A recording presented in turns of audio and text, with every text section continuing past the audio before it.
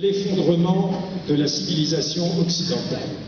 A presenciar de manera directa y no de manera televisada al colapso de la civilización occidental.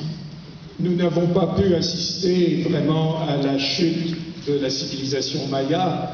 No presenciamos la caída de la civilización maya, Ni non plus à la chute de l'Empire romain, ni tampoco la caída del Imperio Romano, avec lequel événements qui ont quelques rapports avec ce que nous sommes en train de vivre. que son acontecimientos que tienen mucha relación con lo que estamos viviendo actualmente.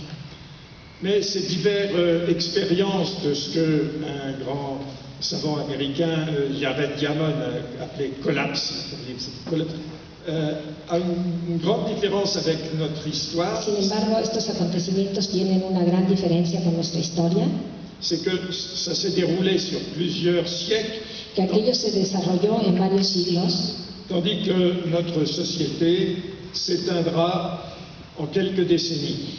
en cambio nuestra sociedad se ha desarrollado este colapso en unas cuantas décadas. Alors nous avons, depuis août 2007, une crise financière que nos gouvernants ont dit qu'elle était seulement américaine et seulement financière. Nosotros hemos presenciado ya esta crisis financiera del 2008 que han tratado de gestionar no solamente los americanos. Mais le 16 septembre 2008, l'une des plus grandes banques mondiales, la Lehman Brothers, a fait faillite. C'était l'effondrement d'un des piliers du système économique occidental. En 2007 quebró Lehman Brothers, que es una de las grandes bancas del mundo y uno de los pilares de esta economía mundial. Mais depuis les années 80, l'ère Reagan-Thatcher, nous vivions une crise sociale terrible pour toute une partie importante de la population, un appauvrissement même dans les sociétés les plus riches.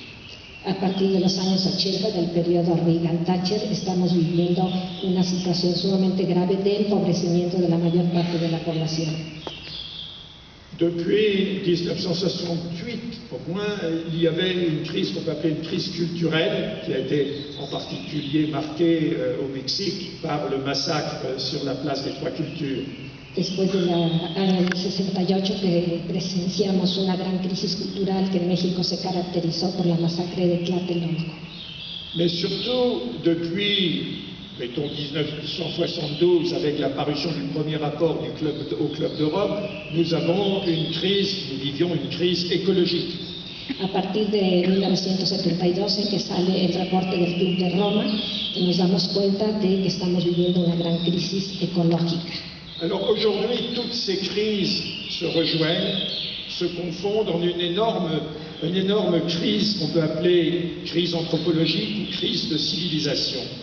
Todo este cúmulo de crisis, la crisis cultural, la crisis ecológica, la crisis financiera, se han ido acumulando y nos encontramos con un enorme colapso. Alors en face d'un tel événement, ça ne suffit pas d'être économiste. Pendant toute ma carrière, comme l'a rappelé Mme Gutiérrez-Perrault, j'étais un économiste. Là, face à ces événements, il faut devenir philosophe.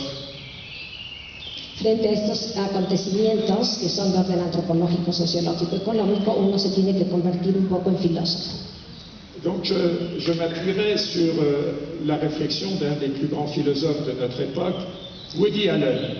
Woody Allen, dont j'ai toujours le petit livre rouge avec moi, Woody Allen nous dit que nous sommes arrivés à la croisée de deux chemins. L'un porte à la disparition de l'espèce, l'autre au désespoir total. Et il ajoute, j'espère que l'humanité fera le bon choix. De cara a esta situación tan grave, me apoyaré en uno de los grandes filósofos de nuestros tiempos, Woody Allen. Y por eso es que tiene el libro rojo de Woody Allen, donde habla que estamos en la encrucijada entre dos caminos. ¿Vous pouvez répéter les deux chemins, s'il vous plaît? Les deux chemins. Le premier porte à la disparition de l'espèce. Tiene que ver con la desaparición de la especie. Le deuxième au désespoir total. Y la segunda con la desesperanza total. Y dice Woody Allen que espera que la humanidad pueda hacer la buena elección. Eh bien, il faut prendre très au sérieux cette réflexion de Woody Allen, car effectivement, nous sommes arrivés à cette croisée des chemins. Hay que tomar en serio, muy en serio, esta reflexión de Woody Allen, porque en efecto hemos llegado a este crucero de caminos. Et pour comprendre que, effectivement, je ne vais pas vous plonger dans cette dilemme à choisir entre la peste et le choléra, la décroissance, effectivement, c'est une troisième voie auquel n'a pas songé Woody Allen. Yo no quisiera que meterlos a ustedes justamente en este crucero de dos caminos entre la cólera y la malaria, sino ofrecer el descrecimiento como un tercer camino. Mais pour comprendre justement cette troisième voie, il est bon d'explorer, il est nécessaire d'explorer les deux premières dans lesquelles il semble que le système soit complètement bloqué. Sin embargo, justamente para hablar de esta tercera vía, tenemos que explorar los dos caminos previos. Alors la première voie, c'est celle sur laquelle nous cheminions depuis 2-3 siècles, depuis ce qu'on appelle le début du capitalisme en Occident, c'est la voie de la société de croissance. El primero de los caminos es el de la sociedad del crecimiento que se ha venido desarrollando desde los últimos siglos a partir de lo que ocurrió en Inglaterra y el crecimiento del capitalismo. Alors pour comprendre la faillite de cette voie, il faut en quelque sorte démystifier le grand récit. Vous savez, les Aztèques, les Mayas, ils avaient des mythes. Les Occidentaux, ils ont aussi des mythes. Des mythes, c'est la révolution industrielle, l'histoire de la croissance occidentale. Lo primero que tenemos que hacer es desmitificar esta historia del gran crecimiento occidental. Así los mayas, los aztecas hablaban de los mitos, pues también tenemos un mito en la civilización occidental. Donc on a construit un grand mythe comme une grande bulle spéculative qu'il faut dégonfler, un grand mythe qui nous est transmis, enseigné à travers les livres d'histoire, à travers la télévision, la radio, toute notre culture. Nos enseñaron un gran mito como una gran burbuja en la que todos crecimos, como el máximo de la cultura, y que eso hay que desmitificar. Alors, on pourrait remonter évidemment très loin, on pourrait remonter au moment où Herman Cortés débarque à Veracruz, mais on ne va pas aller si loin, on va aller là où vraiment la société de croissance commence à prendre forme, au moins dans l'imaginaire. Podríamos irnos muy lejos, por ejemplo, a la llegada de Hernán Cortés a Veracruz, pero no pretendemos ir hasta allá, sino a analizar el momento en que la sociedad del crecimiento se ha ido instalando. Alors, la première étape dans ce grand récit, je dirais, c'est, je l'appelle le songe d'Adam Smith, le rêve d'Adam Smith, l'utopie libérale. El primer aspecto de esta narrativa, de este sueño, yo lo remonto a Adam Smith.